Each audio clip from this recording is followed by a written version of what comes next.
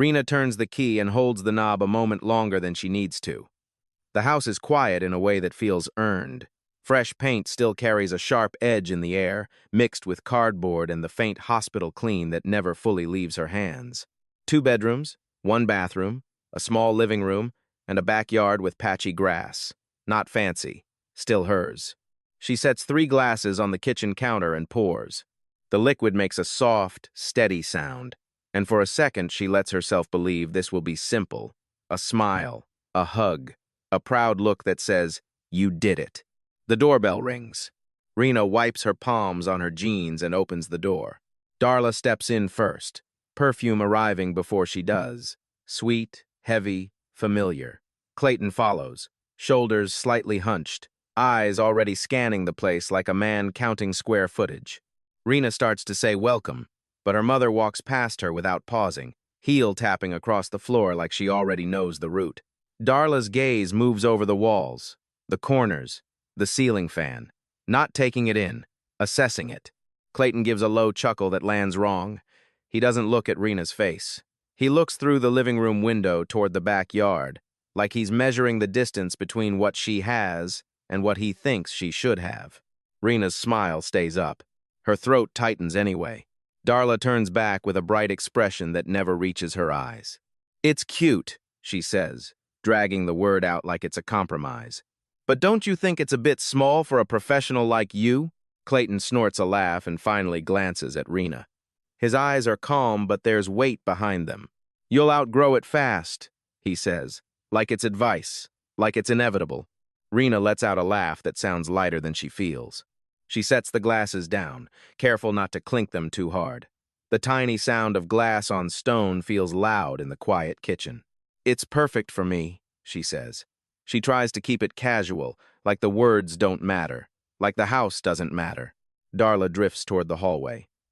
She touches a light switch without asking, flicking it on and off once, as if testing the place. The plastic clicks. It's nothing, but Rena feels it anyway. A small intrusion dressed up as curiosity. Clayton steps into the living room and sinks onto the couch without waiting for an invitation. The cushions sigh under him. He looks around like he's already bored. Rena stands near the doorway between kitchen and living room, holding 1 glass in both hands. The cool stem presses into her fingers. She reminds herself she invited them. She wanted this. Darla appears again, carrying a brightness that feels rehearsed.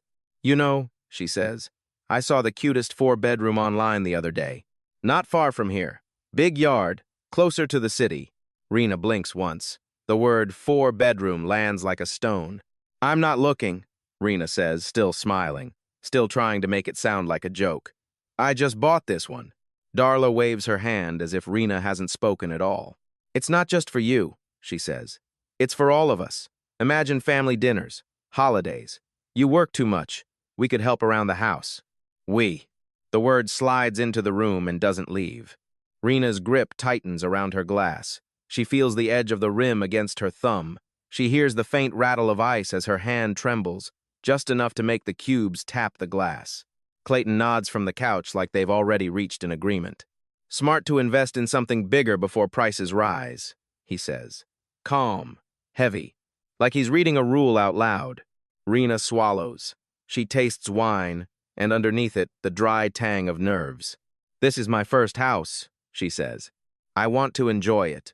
Darla smiles again, wider this time, as if Rena is adorable for saying that, as if enjoyment is a phase. "Oh, honey," she says, "this is a starter. You deserve more." The house feels smaller with them inside it. The walls seem closer, the ceiling lower. Rena looks at the 2 bedrooms down the hall and suddenly imagines them filled, not with her life, but with theirs. Boxes, opinions, rules. Clayton stands and walks toward the kitchen table. He places his hand on the wood and gives it a light knock, testing the sturdiness. The sound is dull and final. "You'll get there," he says, and it doesn't sound like encouragement. It sounds like a plan. Rena forces another laugh. She moves to the window, pretending to check the backyard. Patchy grass, a crooked fence line. The late afternoon light looks soft on it, like it's trying to comfort her. She focuses on the outside because inside is tightening. Darla's voice follows her. "You could host," her mother says. You should host. It would be so good for you. For us. Rena turns back. Darla is already halfway to the hallway again, peeking into rooms, opening doors slightly, studying the space like she's mapping it. The hinges whisper.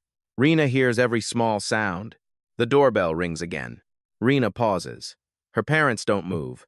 Darla keeps looking down the hall, and Clayton keeps standing near the table, arms loose at his sides. Rena walks to the front door and opens it. A man in a suit stands on the porch holding a folder. Paper edges peek out, crisp and white. He smiles like he's been expected. Hi, he says. I'm Wes. Rena's eyebrows lift. Her mouth opens, but no sound comes out. Before she can ask why he's here, Darla appears behind her shoulder, beaming. Oh, good, Darla says. You made it. Rena feels her stomach drop, cold and sudden, like stepping off a curb she didn't see. Wes glances between them, polite smile fixed in place.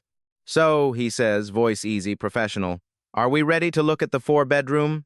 Rena looks at her mother. Darla's hand settles lightly on Rena's shoulder, a touch that feels friendly until it doesn't, until it feels like a claim. Clayton steps closer, already nodding. Rena hears her own heartbeat in her ears. She hears the faint rustle of paper in Wes's folder. She smells Darla's perfume and the sharp paint of her new walls, and suddenly the house doesn't feel like a celebration. It feels like a door opening in the wrong direction. Wes's shoes make a small squeak on Rena's porch as he steps back to give them room. The folder in his hand looks too thick, too official, for something Rena never agreed to. Darla moves first, bright and quick, already halfway down the steps. Her confidence fills the space like it belongs there. Clayton follows without speaking, hands in his jacket pockets, chin slightly lifted as if this is a favor he's letting Rena watch. Rena trails behind them, her own front door closing with a soft click that sounds louder than it should. The air outside is cold enough to sting her lungs. She keeps her face neutral, but her stomach stays tight, pulled into a hard knot that doesn't loosen. Wes leads them to his car and opens the passenger door, but Darla waves him off. We'll take ours, she says, like she's managing the whole day. Rena ends up in her own car because she doesn't know how to refuse without making it worse. The steering wheel feels damp under her palms. She wipes one hand on her jeans, then grips again. Darla's car pulls out first. Rena follows. The drive is short but feels long. Gray neighborhoods slide past, then wider streets, then the clean edges of newer developments. Rena watches Darla's brake lights flare, then vanish, flare, then vanish. Each time they glow red, it feels like a warning she's ignoring. They turn into a quiet cul-de-sac. The house waiting at the end is too polished to feel real. A wide porch, perfect landscaping, windows that look like they've never seen fingerprints. The kind of house that comes with rules you didn't agree to. Wes is already there, standing on the walkway like he's greeting friends. Darla steps out smiling like it's a reunion. Clayton nods once, satisfied. Rena gets out last. The gravel crunches under her shoes. She hears her own breath, quick and shallow, then forces it slower. Wes offers his hand. Rena shakes it. His grip is professional, his smile cautious, as if he can sense something awkward but doesn't know where it lives. Inside, the house smells like staged air, lemon cleaner and fresh carpet, sharp and empty. The foyer opens wide, as if the space is trying to impress them before they've even spoken. Darla walks straight in like she's done it 100 times. Her heels tap on the hardwood, crisp and impatient. This is the one, she says, almost to herself. Rena's eyes move over the high ceilings, the spotless counters, the gleaming appliances that look unused. It's beautiful in a way that doesn't comfort her. It feels like a showroom where she's not allowed to touch anything. Darla heads for the master bedroom without hesitation. This would be perfect for your father and me, she says, already pulling back curtains with both hands. Sunlight spills across the floor in a clean rectangle. Clayton steps in behind her, taking in the space like he's measuring it in his mind. He points at the carpet and speaks to Wes. We'd probably change this, he says. Something warmer. Rena stands in the doorway, invisible. Her tongue presses against the back of her teeth as she holds back words that would only start a fight. Wes glances at her, then at Darla, then back again. And you, he asks carefully, what do you think of the layout? Rena opens her mouth. Darla answers first. Oh, she loves it, she says, laughing lightly. She's just shy. You know how she is. Rena's chest tightens. The laugh is small, polite, and trapped inside her throat. She doesn't correct her mother. Not yet. She watches Wes's smile falter for a fraction of a second, like he knows that wasn't true but doesn't know what to do with it. They move through the house room by room. Each space is described in Darla's voice, not Rena's. Darla calls the kitchen our gathering spot. She calls the guest room for family. She gestures toward a spare bedroom and says, your father's office, as if Clayton already has a desk in. Mind.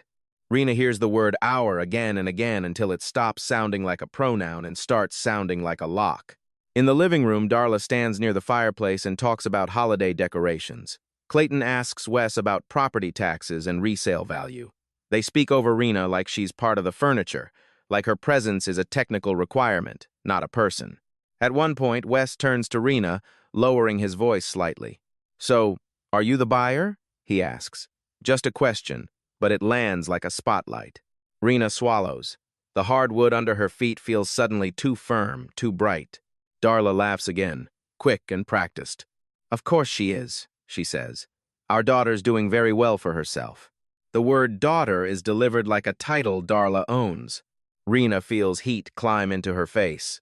She forces a thin smile and looks away, focusing on the sound of the air vents, the soft hum of a house that's too quiet.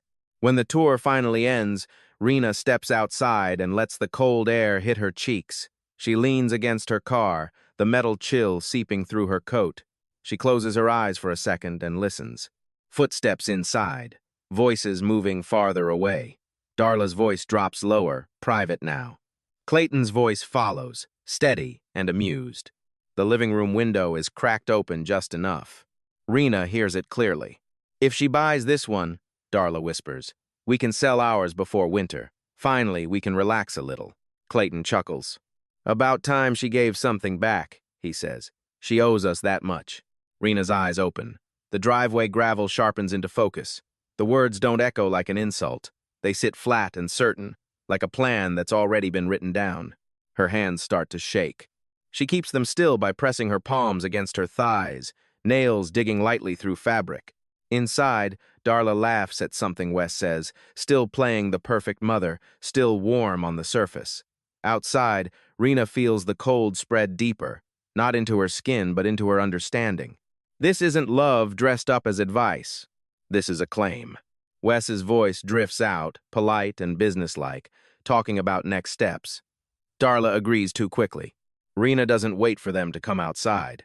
She gets into her car, shuts the door, and the sound is clean and final. The engine turns over.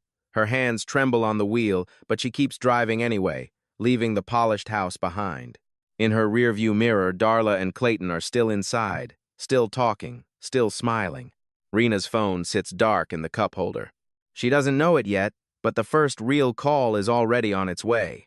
The call comes the next afternoon, right in the middle of fluorescent light and antiseptic air. Rena is at the nurse's station charting, the keyboard clicking under her fingers. A monitor down the hall chirps in steady intervals. Someone laughs softly near the break room.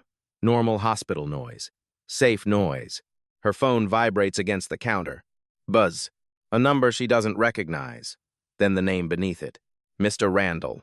Rena's stomach tightens so fast it feels like a hand closing. She steps away from the station, slipping into a quiet corner near a supply closet where the hum of the vents covers her voice. The hallway smells like sanitizer and warm plastic. Hello? She answers, trying to sound calm. Miss Harper, Mr. Randall says, careful and polite, like he's walking on thin ice.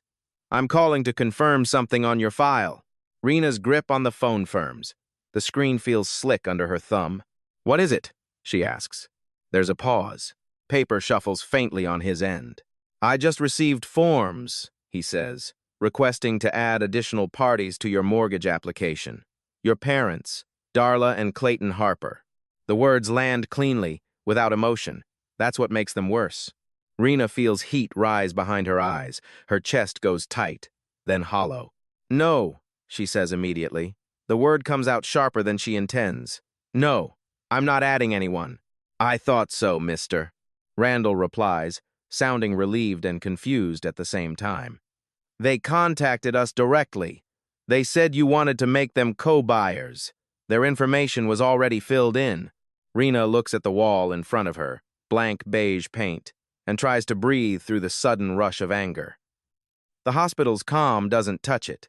The anger is too personal, too close. Can you block outside contact? She asks, voice low. We can note your file and require verification for any changes, he says. I wanted to hear it from you first. Rena swallows hard. Her throat feels dry. Thank you, she says. Please do that. And I want a copy of whatever they sent. I'll email it, he says. Right away. Rena ends the call and just stands there for a second, phone pressed against her palm like a hot stone. The vent above her whispers cold air down her neck. She doesn't cry. Not here. Not in scrubs with a badge on her chest and a shift still to finish. But her hands shake anyway. When she finally dials her mother, the ringing sounds too cheerful, too ordinary. Darla answers on the second ring. Hey, honey, she says, bright as always. I was just thinking about dinner. How was work? Rena's jaw tightens until her teeth ache. What did you do? Rena asks, voice unsteady. What do you mean? Darla's tone is innocent on purpose. You contacted my loan officer, Rena says. You tried to add your names to my mortgage. Silence, just long enough to prove Darla heard her. Then a soft laugh, light and dismissive. Rena, calm down, Darla says. We were trying to help you get the best rate. You're being dramatic. You did it without asking me. You don't understand how this works, Darla snaps, the sweetness slipping. We're trying to make your life easier. You should be grateful. Clayton's voice cuts in from somewhere nearby, lower, rougher, like he's been listening the whole time. We're your family, he says. We're not stealing from you. You act like we're strangers. Rena's fingers clamp around the phone so hard her knuckles pale. You lied, she says. The word tastes metallic. Darla exhales like Rena is exhausting. We didn't lie, Darla insists. We took initiative. That's what parents do. You'll thank us later. Rena doesn't answer. She ends the call before her voice can break into something she can't take back. The screen goes dark. The quiet afterward is sharp. Her shift blurs. Patience, IV lines, charting. The familiar motions keep her upright, but her mind stays stuck on one image. Her parents filling in forms with her name on them, sliding themselves into her life with ink. That night, Ivy comes over with takeout and a laptop. Ivy doesn't ask for a long explanation. She takes one look at Rena's face and sets the food down gently, like loud sounds might crack something. Rena opens her email. Mr. Randall's message is already there. Attachment, PDF. Her cursor hovers a beat before clicking. Click. The document loads in crisp, black text. Rena's name at the top, address fields, loan language that suddenly feels like a weapon. She scrolls. There it is. Additional borrowers. Darla Harper. Clayton Harper. Their phone numbers. Their dates of birth. Their signatures. Rena's breath catches when she sees it. Not because the signatures are surprising, but because they are real, not implied, not emotional manipulation, not a guilt trip wrapped in family. Ink on a legal form. Ivy leans closer, eyes narrowing. She points at the bottom of the page. Look, Ivy says quietly. Rena follows her finger. A sent timestamp in the email trail. A time and date stamped into the header like a receipt. Rena stares at it until the numbers blur, then sharpens again. This wasn't a misunderstanding. This was a move. The kitchen feels too quiet. The fridge hums. A neighbor's car door slams somewhere outside. Ordinary sounds. They don't match what's happening in Rena's chest. Ivy's voice stays low. They listed themselves as co-buyers, Ivy says. They signed it. They sent it. Rena's hands go cold. She can feel her pulse in her fingertips. In her mind, the polished four-bedroom house flashes back, not as a dream, but as a trap. A master bedroom claimed with Darla's voice. A carpet chosen by Clayton's opinion. Rena standing in the doorway, erased. Now the erasing has paperwork. Rena closes the laptop slowly. The hinge makes a soft, final sound. She doesn't raise her voice. She doesn't pace. She just sits very still, as if movement might make her fall apart. Ivy watches her carefully. "What are you going to do?" Ivy asks. Rena looks down at her phone on the table. It's silent. Dark screen. No vibration. No apology. Just her reflection staring back. "I'm going to make sure," Rena says, voice flat and steady. "They can't touch anything with my name on it again." The words feel like stepping onto solid ground. Her phone lights up a second later. Buzz. A new message is waiting. The message is from Clayton. 5 words. No greeting, no softness. "You owe us everything you have." Rena reads it twice. The first time it stings. The second time it settles into something colder, clearer. The phone feels heavier in her hand, like it's holding more than a sentence. Ivy sits across the table, watching Rena's face instead of the screen. The takeout boxes have gone quiet, lids half open, steam long gone. Rena sets the phone down carefully, like it might explode if she drops it. Her fingers don't stop shaking. She hides them under the table, pressing her nails into her palm until the sensation turns sharp enough to anchor her. "They want dinner," Rena says, voice tight. Ivy's eyebrows lift. "Now? Tomorrow?" Rena replies. She doesn't have to explain how she knows. The invitation came earlier, packaged like normal life, like a reset button. Now the text confirms what the dinner is really for. Ivy leans forward. "You don't have to go." Rena stares at the dark window over the sink. Her reflection looks like someone bracing for impact. "I want to look at them," she says. "I want to hear how they explain it." Ivy's mouth tightens. She nods once, slow. "Then don't go alone," Ivy says. Rena doesn't promise anything. She just reaches for her laptop again and opens her email. Mr. Randall's message is still there. The PDF sits like a loaded weapon in her inbox. Rena doesn't click it this time. She doesn't need to. The proof is already burned into her. The next evening, Rena drives to her parents' house with a tight jaw and hands that won't warm up. The streetlights blur slightly through a thin mist. Her windshield wipers whisper back and forth, steady, patient. Inside the house, everything is staged. The porch light is on. The curtains are drawn just enough to glow. A scent of roast meat and something sweet hangs in the air when Darla opens the door. "Rena," Darla says, smiling too wide. "There you are." Darla's hug is fast and firm, arms closing like a net. Rena doesn't hug back fully. She lets her mother's perfume hit her, then steps inside and keeps moving. The dining table is set like a holiday. Cloth napkins folded neatly, plates warmed, candles lit. Clayton stands near the counter holding a wine bottle like an offering. "Hey," he says, voice calm, controlled. "Thought we'd have a nice meal." He pours without asking. The wine makes a soft glug into the glass. Rena watches the dark liquid swirl, then settle. They sit. For the first few minutes, it's performance. Darla asks about work in a tone that tries to sound caring. Clayton asks if she's sleeping enough. They talk like people who haven't tried to attach themselves to her life with paperwork. Rena answers in short phrases. Her fork scrapes lightly against the plate. The sound is thin, sharp. Darla reaches across the table and touches Rena's hand. "You've seemed stressed lately," Darla says softly. "It hurts me to see you struggle alone when we could make things easier together." Rena pulls her hand back and picks up her glass instead. The stem is cold. She holds it too tightly. Clayton eats slowly, chewing with a deliberate calm that feels practiced. He doesn't look at Rena's eyes. He looks at her plate, her hands, her glass, like he's waiting for the right moment. Darla's voice brightens again. "You'll see," she says, slicing into her chicken. "Once the paperwork is done, you'll feel better. Everything will be settled." Paperwork. The word hits like a bell. Rena's spine stiffens. She sets her fork down. The metal makes a small click on the plate. Darla keeps talking, filling the silence with warmth she doesn't mean. "It's normal," Darla continues. "Families do this all the time. We're just trying to protect the future." Rena stands. The chair legs scrape against the floor, loud in the candlelit room. Darla freezes mid-sentence. Clayton's eyes lift, finally, sharp and wary. Rena picks up her bag. Her fingers feel numb around the strap. "No lectures," Darla says quickly, voice softening into plea. "Just dinner. Just family." Rena doesn't speak. She turns and walks out. Behind her, Darla's voice follows, louder now, cracking at the edges. Rena, don't be dramatic. The front door closes with a solid sound that cuts Darla off like a blade.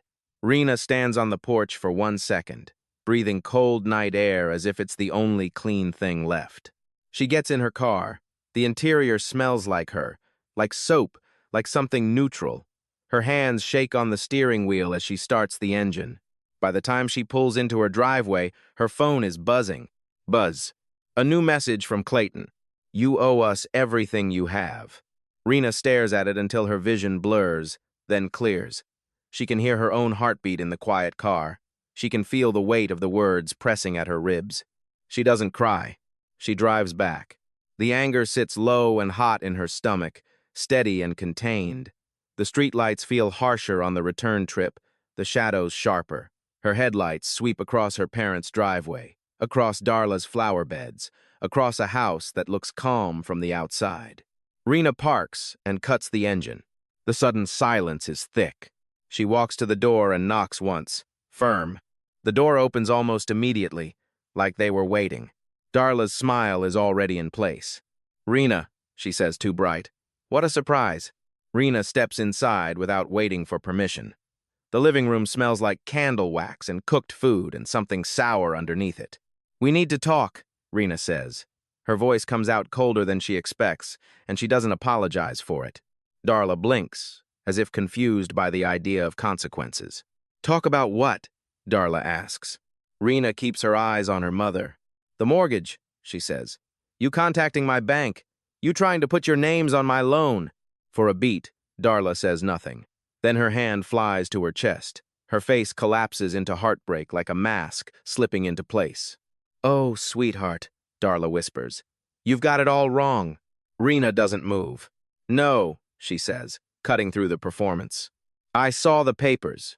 You signed them. Clayton appears in the hallway, slow and quiet. He leans against the wall with his arms crossed, watching like an umpire. He doesn't look surprised. He looks annoyed.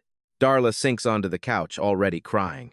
I only wanted to make sure I'd be taken care of when I'm old, she says through soft sobs. You know how hard your father and I worked. I thought we could share something. Share. Rena feels the words scrape her insides. She takes a breath that tastes like cold air and old resentment. You tried to take what's mine, Rena says. That's not sharing. Clayton's eyes narrow. His voice stays low, sharp. You're really doing this, he says. You're accusing your own parents. Rena's hands tremble at her sides. She forces them still. I already spoke to the bank, she says. If you try anything else, I'll make sure they block all outside contact. Clayton straightens off the wall. The calm drops. You're threatening us now, he says, disgusted. Ungrateful. Darla's crying grows louder, messy, filling the room like fog. We just wanted to be close, Darla gasps. You don't understand what it's like getting older and knowing your daughter wants nothing to do with you. Rena's throat tightens, but she holds her gaze steady. You're not the victim, Rena says. You lied. You tried to steal, and you're still pretending it's love. Clayton slams his hand onto the side table. Picture frames rattle. The sound snaps through the room. Watch how you talk to your mother, he growls.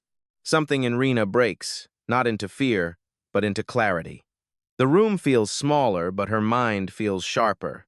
She turns toward the door, fingers closing around her bag again. I'm done, she says. Darla's sob turns into a shocked gasp. Clayton mutters something under his breath, bitter and clipped. Rena steps out and shuts the door behind her. The sound is heavy, final, and for a moment she just stands there in the cold night air, shaking.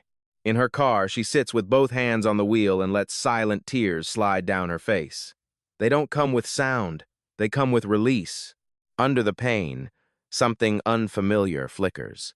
Not relief yet, but the first small taste of freedom. Rena sits in the dark car until the heater finally pushes warm air against her knees. Her cheeks are wet, but her breathing is steady again. Slow in and slow out, like she's counting heartbeats on a monitor. The house behind her looks normal from the outside, porch light glowing, curtains drawn, quiet neighborhood pretending nothing happened. Her phone lights up. Buzz. Another call tries to come through, then another. The screen flashes names she knows too well. The vibration keeps going, a small, relentless tremor against her palm. Rena doesn't answer. She stares at the glass of the windshield, at her own reflection floating over the streetlights. Her eyes look older than they did this morning. Buzz. A voicemail icon appears. Then another. Then another. Rena's thumb hovers over the contact menu. The option is there, plain and cold. Block. For a moment, she can almost hear Darla's voice in her head, sweet and wounded, telling her she'll regret it. She can almost hear Clayton's heavy sigh, the practiced disappointment. Rena exhales through her nose, slow. The air fogs the inside of the car for a second. She wipes it away with the sleeve of her coat, clearing a small window to see through. Tap. Block this caller? The words sit on the screen like a door. Rena taps again. Caller blocked. The vibration stops, but only for a beat. Buzz. Clayton's name appears next. The phone insists. It refuses to accept silence. Rena doesn't flinch this time. She opens his contact with a steady finger. Tap. Block this caller? Tap. Caller blocked. The phone stays lit in her hand, showing the missed calls stacked like a list of proof. The quiet that follows is immediate and strange. Not comforting. Not yet. Just clean. Rena starts the car and drives home. Her house is dark when she pulls into the driveway. The porch light clicks on when she steps onto the path, motion sensor reacting like a cautious animal. She unlocks the door and pauses, listening. No footsteps inside, no voices. Only the refrigerator hum and the soft tick of a wall clock. She takes off her coat and stands in the entryway with her keys still in her hand, metal cold against her skin. She holds them tighter than she needs to. Her phone is silent now. The silence feels unfamiliar, like a room she's never been in before. Rena walks to the kitchen and sets the keys down. The sound of metal on wood is small, controlled. She fills a glass with water, the tap running loud in the empty house. She drinks without tasting it. Then she sits at the kitchen table and opens her laptop. The glow lights her face. Emails, attachments, forms. She doesn't click anything new. She just stares at the open screen as if she can will the situation into being less real. She can't. The anger is still there, but it's quieter now, compressed into something useful, a plan, a next step. Rena drafts a short email to Mr. Randall. Her fingers move with the same precision she uses for medication dosages. Please note, no changes to my application without my direct verbal verification. Please document any attempted outside contact. Please send confirmation when added. She reads it twice, then hits send. The whoosh of the outgoing message sounds too soft for what it represents. She closes the laptop. The house feels larger again without the screen's glow. The darkness settles. Rena sits there anyway, letting the quiet press around her like a blanket that's too heavy at first. Minutes pass. Her phone stays still. Rena stands and walks through her home, turning on one lamp, then another. Warm pools of light appear in the corners like small, steady fires. She runs her hand along the wall near the hallway. The paint is smooth, new, untouched. In the bathroom, she washes her face. The water is cold. Her skin stings. She looks into the mirror and sees a woman trying to decide whether she's allowed to choose herself. She leans closer to the sink, hands gripping the edge. A thought rises, quiet but firm. This won't stop. Not with tears. Not with arguments. Not with dinners and apologies and slammed tables. It stops with distance. Back in the kitchen, she picks up her phone and opens the blocked call list. Darla and Clayton sit there now, muted, contained. Rena stares at their names, half expecting guilt to flood her. It doesn't, not fully. What she feels is a strange stillness, like the moment after an alarm is silenced. She sets the phone down and pulls a notebook from a drawer. The paper is blank. She writes one line at the top, a way they can't find. The pen scratches softly, the only sound in the room besides the clock. Rena doesn't pack tonight. She doesn't list her house tonight. She doesn't run, but she starts looking. She opens her laptop again and searches for listings outside the city, places with fewer neighbors, places where she won't see familiar streets, places where a name won't travel so easily. The images load: trees, water, small porches, quiet roads. Rena scrolls slowly, her eyes scanning the way she scans a patient chart.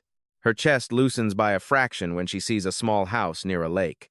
The photo shows still water behind it, a line of trees, no houses crowding the edges. Rena clicks.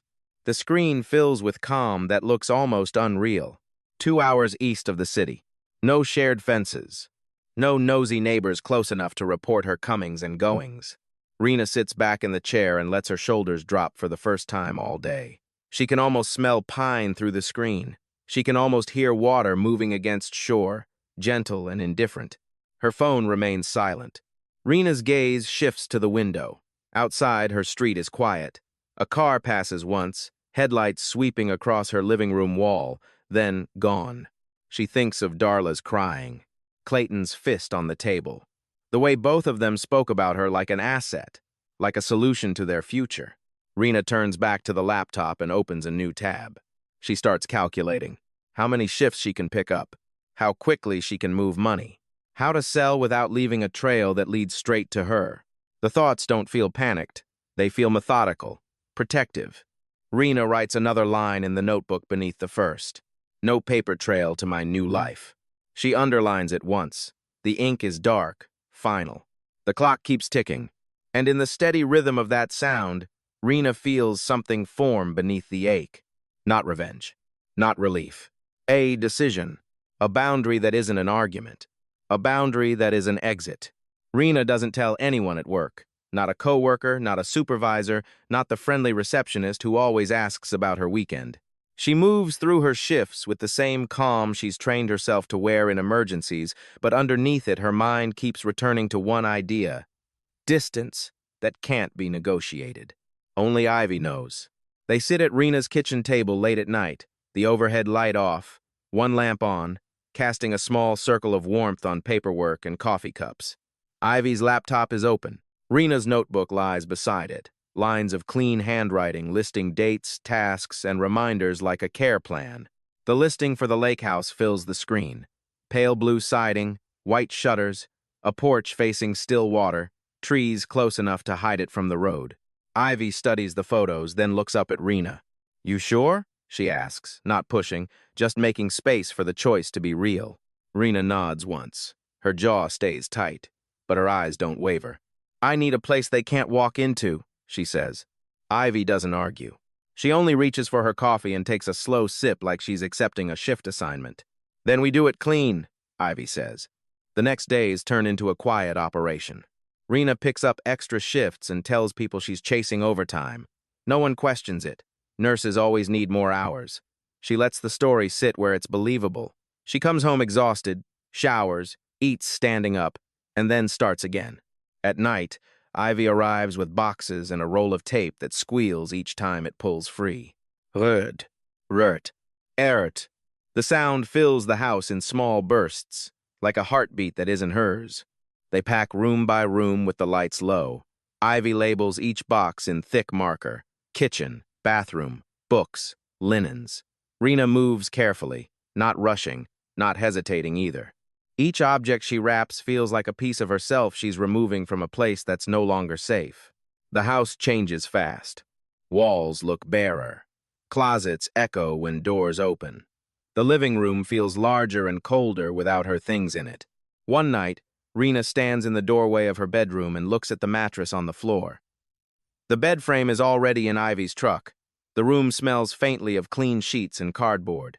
It's strange how quickly a home can start looking like a stage after the actors leave. Ivy pauses beside her. "You okay?" Ivy asks quietly. Rena nods. She doesn't trust her voice. They work until the clock on the microwave flips to numbers that feel too late to matter. The street outside stays quiet. No cars slow down. No shadows linger at the curb. Rena keeps expecting a knock that doesn't come. By the end of the week, almost everything she owns is stacked neatly in Ivy's truck and in the back of Ivy's car. The last boxes make the floorboards creak as they slide across them. Rena carries a small bag herself, the essentials she refuses to let out of her hands. On the kitchen counter, her keys sit beside a single piece of mail she hasn't opened. She leaves it there on purpose, a small decoy of normal life. The morning she signs the sale papers, it's still dark. She drives to the realtor's office while the city looks half asleep. Streetlights glow yellow through thin mist. Her hands stay steady on the wheel. She doesn't play music. The silence makes her sharper. The realtor greets her with a professional smile and a stack of documents. The office smells like printer toner and stale coffee. A wall clock ticks loudly, marking every second like it's counting down. Rena signs under her middle name. The pen drags slightly across the paper. She presses hard, not from anger but from certainty. Each signature feels like a door closing. The realtor slides a form toward her. "We'll need your forwarding address for records," she says. Rena's eyes stay calm. "Use my email only," Rena replies. "And don't include any address in listings or marketing." The realtor hesitates, then nods. "No photos posted?" "No photos," Rena says. The realtor stamps the final page. Thump. The sound is heavy, official. A timestamp that belongs to Rena now. She leaves the office with a thin folder tucked under her arm, the paper edges crisp. Outside, the air is cold and clean. She breathes it in like medicine.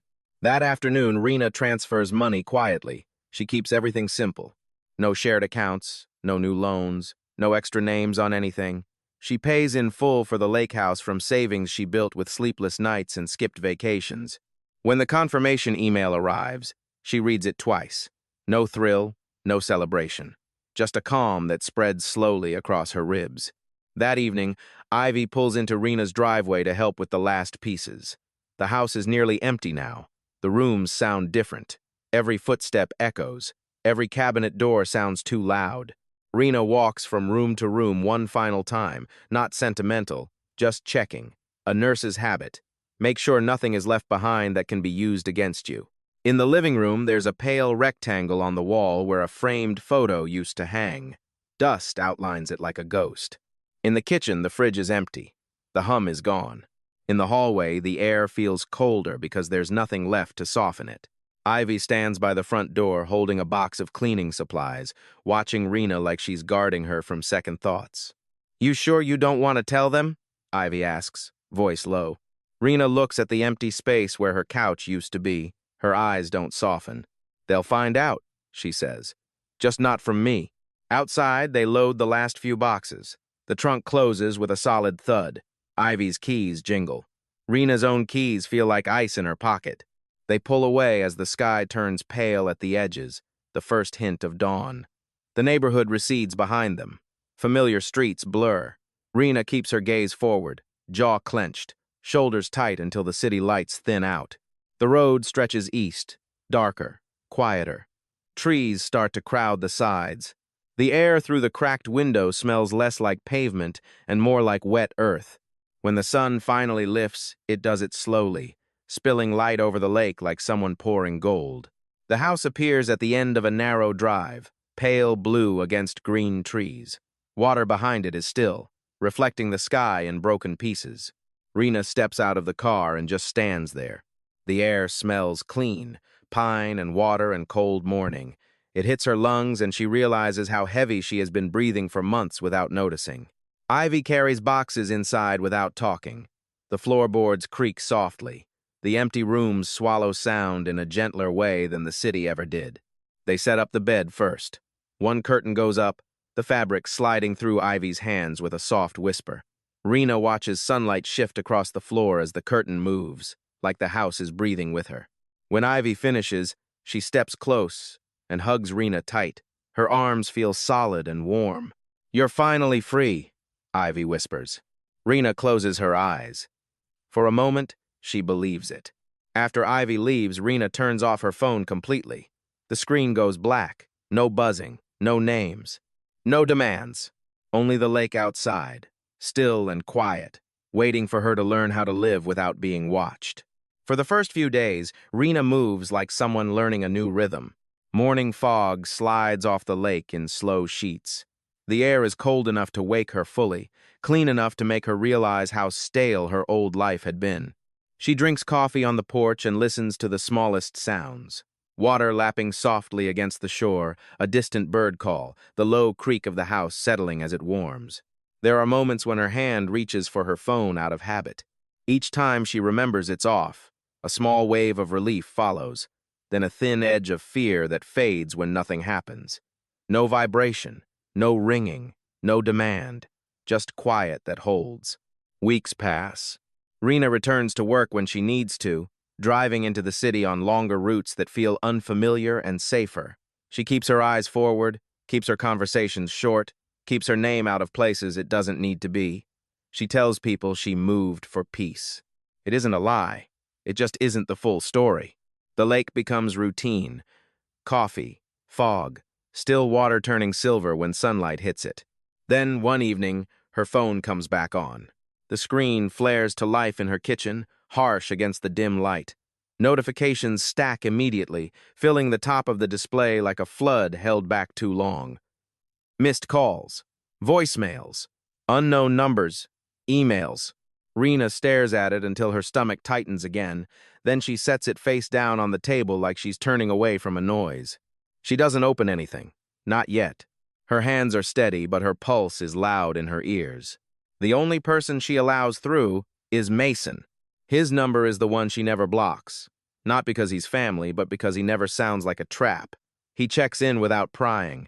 Short messages. No guilt. No pressure. You okay? Rena replies with a single line. I'm okay. A few minutes later, Mason sends another text. They went to your old place. Rena's throat tightens. The lake outside her window looks black now, reflecting nothing. She types back slowly. What happened? Mason's reply comes after a pause that feels deliberate. They knocked, peeked through the windows, asked the neighbors if you'd been seen. Mrs. Keene told them the house sold last week. New owners coming. Rena reads it once, then again. Her fingertips go cold. She wasn't there to see their faces, but her mind supplies the image anyway. Darla's smile freezing. Clayton's jaw tightening. The moment their certainty hits a wall, Rena sits down at the kitchen table. The chair scrapes softly on the floor. The sound seems too loud in the new quiet. Outside, the lake stays still. For the first time, the thought lands without pain. They don't know where I am. The relief isn't fireworks. It's a slow unclenching in her chest, like a fist opening. She presses a hand flat to the tabletop, grounding herself in the smooth wood. Mason sends another message. They said they were worried. Like you weren't answering. Rena can almost hear Darla's voice saying the word worried in a way that means offended. Rena doesn't respond to that part. She only stares at the screen until it dims. She sets the phone aside and moves through her house, turning off lights, locking doors, checking windows out of habit. The locks sound solid, deliberate. Click, click. In the bedroom, she lies down and listens to her own breathing. No footsteps on the porch, no headlights sweeping the walls, no knock. Just the faint sound of water outside and the wind in trees. The next day, she doesn't open the old email account. She doesn't need to. Mason's updates are enough, and even those come sparingly. A week later, another text arrives. They sold their place. Rena sits on the porch steps when she reads it, coffee cooling in her hand. The mug warms her palm. The air smells like damp earth and pine needles. She types back. They sold it? Mason replies. Yeah, they thought you'd have the bigger house ready by now. When they realized you vanished, they panicked. Rena's stomach twists, not with satisfaction, but with a dull understanding. She watches the lake for a long time after that, the surface reflecting the sky in broken pieces. She can almost see the chain of decisions without needing to ask. The certainty they carried, the assumption that she would fold, the way they moved money and plans around her like she was furniture. Mason sends one more message a few minutes later. Dad put most of it into some investment, a friend told him. It tanked. They're renting now. Mom's working cashier at the grocery store. She's embarrassed. Rena's fingers hover above the screen. Are they okay? She types it, then stares at the words before sending. The question surprises her with its softness. She sends it anyway. Mason takes a long time to answer. Not really, but they're alive. They're just angry. They blame you. Rena exhales, slow. The air feels colder going out than it did coming in. There is no rush of revenge, no thrill, just a quiet, steady recognition that the life they built depended on control. When control disappeared, the weight landed back on them. Rena sets her phone down and stands. She walks to the edge of the porch and looks out at the water. The wind pushes tiny ripples across the surface, breaking the reflection into pieces. She thinks about the way Darla cried on cue, the way Clayton's voice turned sharp when he didn't get his way, the way both of them treated her independence like something to harvest. Rena wraps both hands around her mug. The ceramic is warm, real. Behind her, the house is silent. Not empty, just calm. She doesn't say anything out loud. There's no speech to give the lake, no line that fixes the past. She just stands there until the coffee goes lukewarm, watching the fog begin to lift again and letting the truth settle deeper. Their reach is gone, and the quiet, for once, belongs to her. The letter arrives on a plain Tuesday, tucked between utility bills and grocery flyers. Rena almost throws it into the pile without looking until she sees the handwriting. Blue ink, familiar loops, a careful slant that once meant safety. Her fingers go still. For a long moment, she just stands in the entryway with the envelope in her hand, listening to the house breathe. The lake outside is gray under cloud cover. The air smells like wet leaves and cold water. Rena carries the letter to the kitchen table and sets it down as if it might stain the wood. She doesn't open it right away. She washes her hands first, slow and deliberate, like she's preparing for something sterile. When she finally slides a finger under the flap, the paper gives with a soft tear. Inside is one page. Neat lines. No smudges. Every word looks practiced. Rena, I miss you. I know I made mistakes. Your father and I only wanted what was best, but maybe we went about it the wrong way. Please come have dinner with us. No lectures, no arguments, just a meal and a chance to talk things out. Love, Mom. The last word sits on the page like a seal. Rena reads it twice. She waits for anger, for grief, for the old ache that used to tug her back no matter what she knew. Instead, she feels mostly emptiness, like hearing a song she stopped liking years ago. Still, a small part of her wonders if the silence has changed them. If embarrassment and loss have worn down the need to control. If time has made regret real. That evening, Rena drives back toward the city. The road feels tighter as she gets closer, lanes narrowing, lights multiplying. Familiar exits appear and her shoulders stiffen without permission. Her hands stay steady on the wheel, but her jaw aches from clenching. Their new place is a small unit in a quiet complex near the highway. Everything looks scrubbed and controlled. No clutter on the porch. No weeds. The porch light flickers once, then steadies. Rena steps out and the air smells like pavement and car exhaust. Nothing like pine and water. She walks up the stairs and hears her own footsteps echo off concrete. Before she can knock, the door opens. Darla stands there like she's been waiting with her hand on the handle. Her eyes widen, shining too fast. Rena, Darla breathes. Oh, sweetheart. Darla hugs her immediately, arms tight, perfume flooding Rena's senses. It's the same scent as always. Sweet, heavy, a little suffocating. Rena's hands hover before settling lightly on her mother's back. She doesn't squeeze. She doesn't melt. Inside, the apartment is small but spotless. The table is set neatly. Roast chicken on a platter. Candles burning. A pie cooling on the counter. The sugar smell warm and thick. Clayton sits at the head of the table like nothing has shifted. He stands when he sees her, smiling in a measured way. Glad you came, he says, voice calm, as if this is a normal family dinner and not the edge of a fracture. Rena sits. The chair is hard. The candlelight makes everything look softer than it is. Darla talks too much in the beginning, filling the room with cheer. She compliments Rena's hair. Asks about work. Asks about her health. Each question lands like a hand reaching for a grip.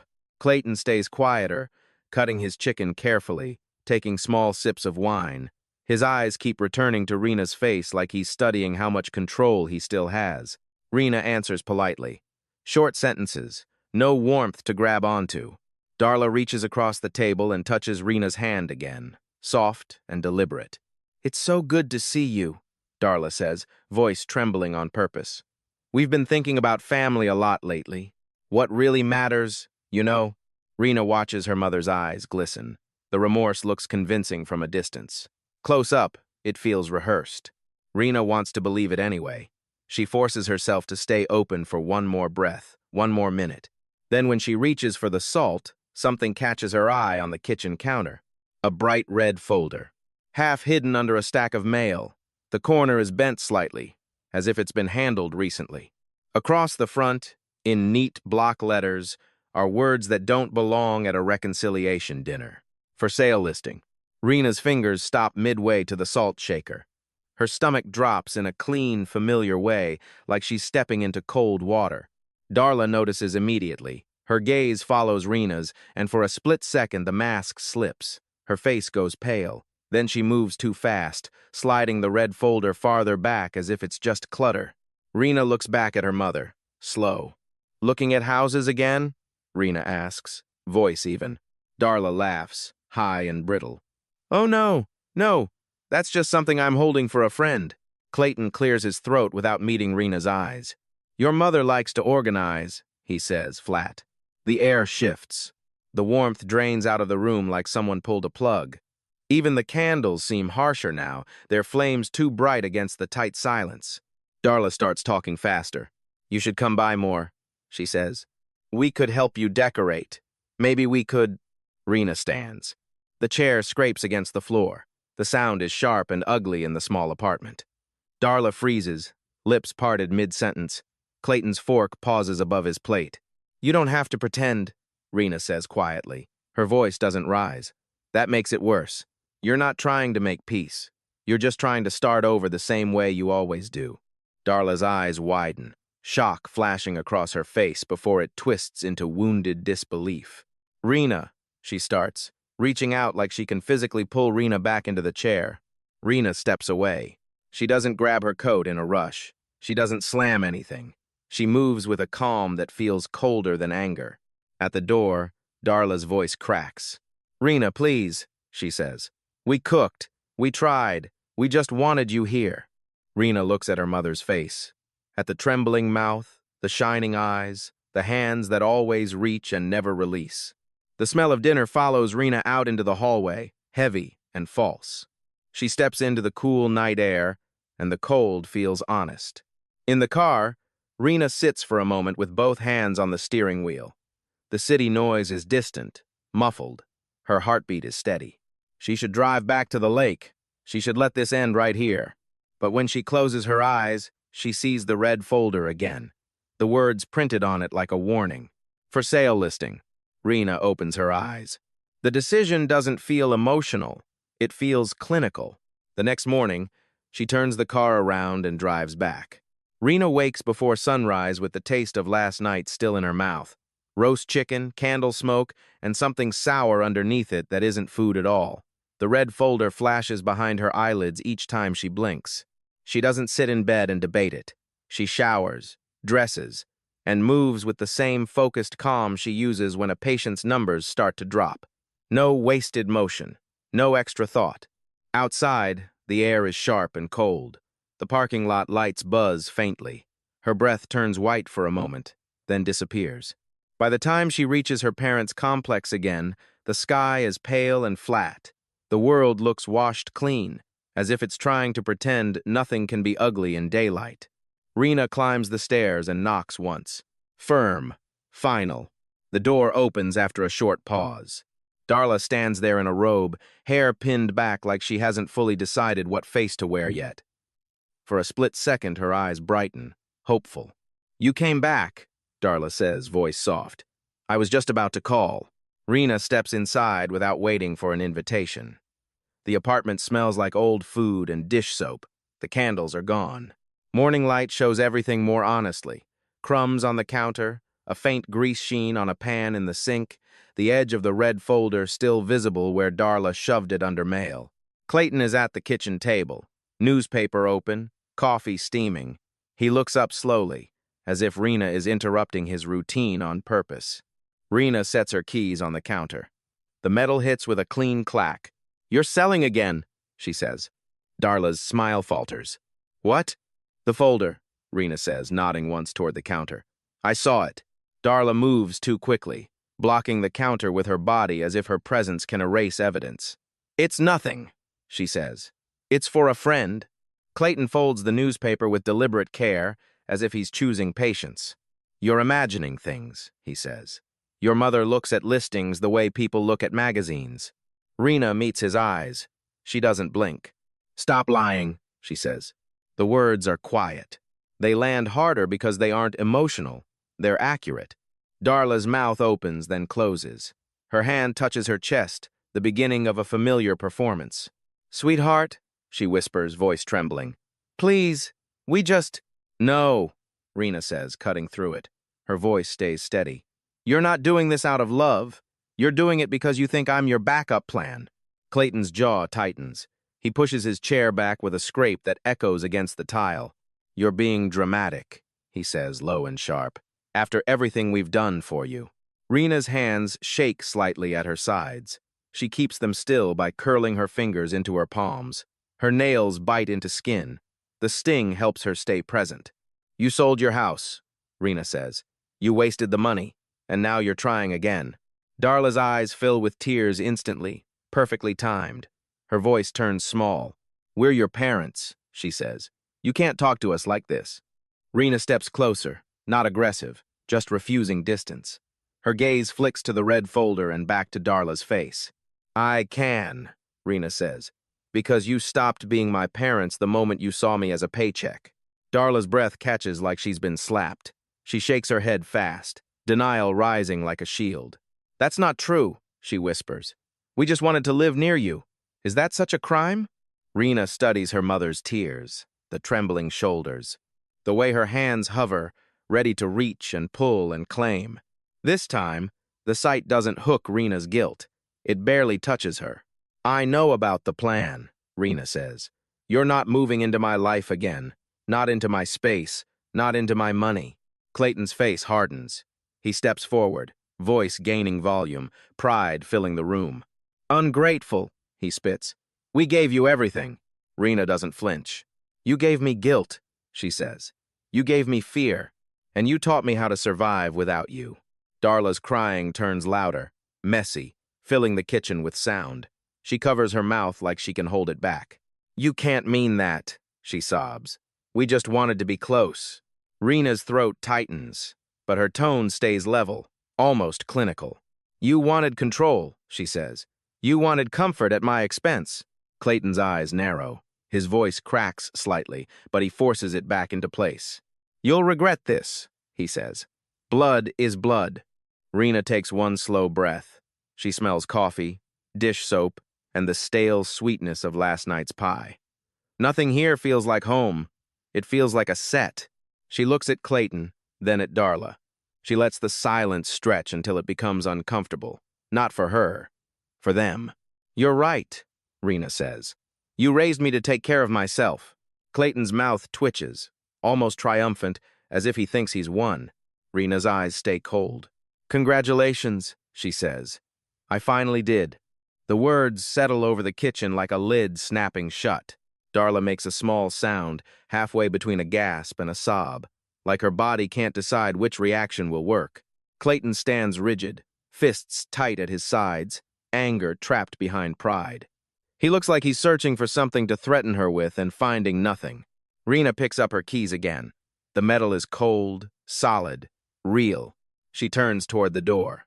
Darla reaches out, voice breaking. Rena, please. Rena doesn't look back. She steps out into the hallway, and the air feels cleaner immediately, cooler, honest.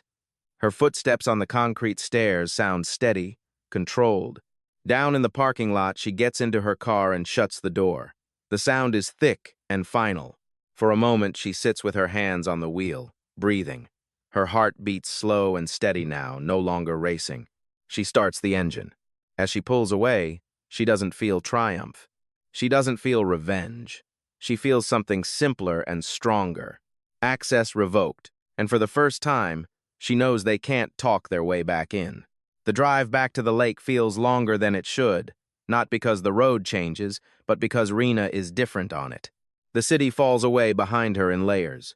Concrete, traffic noise, billboards, then quieter exits, then trees thickening along the shoulders.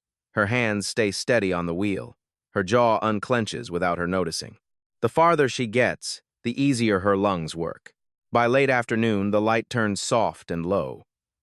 The lake appears in flashes between the trees, silver in places, dark in others. When Rena pulls into her driveway, the gravel crunches under the tires like a familiar greeting. She shuts off the engine and sits for a moment, listening. No buzzing phone, no distant voices, no footsteps on someone else's porch. Just wind in leaves and the faint, steady sound of water. Inside, her house smells like coffee and wood and clean air. Nothing staged. No candles trying to disguise anything. The silence here doesn't feel like a weapon. It feels like room. Rena kicks off her shoes by the door and walks straight to the kitchen.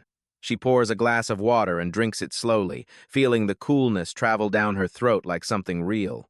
Then she opens the window over the sink. Cold air slides in, carrying the scent of pine and damp earth. It's the kind of smell that can't be faked. She starts cooking without thinking too hard about it. A simple meal, vegetables sizzling in a pan, the soft hiss of oil, the rhythm of chopping on the cutting board. Each sound stacks into something steady, something she can control. Later, she takes her plate outside and eats on the porch, facing the lake. The water is calm, reflecting the sky in broken pieces as the sun drops. A bird calls once, then goes quiet. The world feels wide enough to hold her without pressing in. When her phone buzzes inside the house, she doesn't jump the way she used to. She lets it buzz once, then twice, then stop. She finishes her bite before standing. It's Mason. Rena answers on the second ring. "Hey," Mason says. His voice is careful, like he's checking the temperature of a room before stepping in. "I'm okay," Rena says before he can ask. There's a pause. Mason exhales softly. "Yeah," he says. "You sound different." Rena looks out at the water through the open porch door. The lake doesn't change. It doesn't demand an explanation. It just exists. "I feel different," she says. Mason doesn't push. He never does. He asks about work, about the drive, about the weather, small things that don't cut. Rena answers, and for the first time in a long time, her voice doesn't carry an apology. Before they hang up, Mason says quietly, "They don't talk about you much anymore." Rena's grip on the phone tightens for a second, then relaxes. "Good," she says. After the call ends, Rena sets the phone down and steps outside again. The sky is turning copper behind the trees. The lake catches the light and throws it back in soft ripples. She walks down to the edge of the water. The grass is damp under her feet. The air cools as the sun slips lower. Rena stands still and lets her arms hang loose by her sides. For years, silence meant waiting. Waiting for the next call, the next guilt trip, the next demand wrapped in affection. Silence felt like punishment, like being shut out of love. Now the silence feels different. It feels chosen. Over the next weeks, she builds routines that don't depend on anyone else's approval. Morning coffee on the porch, while fog rolls off the water. Long shifts at the clinic when she needs them, then drives back on roads that no longer make her tense. Evenings cooking simple meals and eating slowly, without an audience. She plants a small garden along the edge of the property. Herbs first, then a few flowers. The soil is cold and dark against her fingers. It smells alive. She likes that. She likes watching something grow without being asked for anything in return. Ivy visits sometimes, bringing groceries and an easy laugh. They eat on the porch and watch the sky change colors without filling every silence with words. Ivy never asks about Darla or Clayton. She just looks at Rena like she's proud of the version that survived. It takes time for Rena's body to unlearn fear. At first, unknown numbers still make her heartbeat spike. At first, every car that slows near her driveway makes her shoulders tighten. But nothing happens. Days pass, then weeks, then months. The fear fades quietly, like fog burning off in sunlight. One weekend in early fall, Mason comes up. He stands on the porch with a bag of groceries in his hand and looks at Rena for a long moment before speaking. "You look lighter," he says. Rena doesn't argue. She just nods and takes the bag. They walk along the lake later, leaves crunching under their shoes. The water is darker now, reflecting a colder sky. Mason talks about work, about his own life, about the stray cat that keeps showing up near Rena's shed. At one point, he mentions their parents without drama, just information. They moved again, he says. Somewhere smaller near the coast. Rena listens, but the words don't pull her in. They don't trigger a need to fix anything. They don't make her reach for guilt like a reflex. She simply acknowledges it with a quiet hum and keeps walking. That night, after Mason leaves, Rena sits by the water alone. The lake is smooth, the surface barely disturbed. The reflection of the sky breaks into soft ripples when a breeze passes. Rena thinks about everything that happened without letting it swallow her. The lies, the pressure, the way love was used like a leash. The moment she finally stopped handing them the end of it, she understands something now that she couldn't understand before. Peace isn't about forgetting. It's about choosing not to be owned by what hurt you. The last light disappears behind the trees. The air turns colder. Rena stays where she is, breathing slow, feeling the damp grass beneath her, feeling her own presence as something solid. She whispers the words once, barely loud enough to hear, more to herself than to the lake. "I didn't lose them," she says. "I just stopped letting them own me." The water stays still, and the quiet, for the first time in her life, finally feels like home. Silence isn't loneliness anymore, it's ownership.